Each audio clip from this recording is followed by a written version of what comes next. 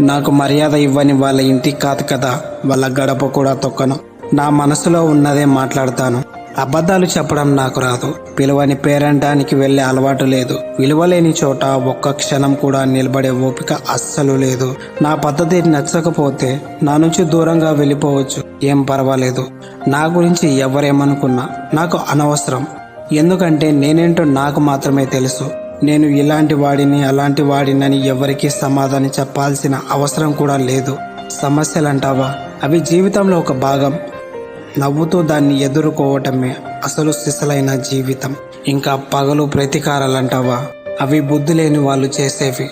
అలాంటి వాటి కోసం నా సమయాన్ని ఎప్పుడూ నేను వృధా చేసుకోను. ఇక చివరిగా ఒకటి గుర్తుపెట్టుకో, నువ్వు ఏం చేసినా చేయకపోయినా ఈ సమాజం నిన్ను నిందిస్తూనే ఉంటుంది. అందుకే సమాజం గురించి పట్టించుకోకు. నీ జీవితం నీది, నీ కష్టం నీది.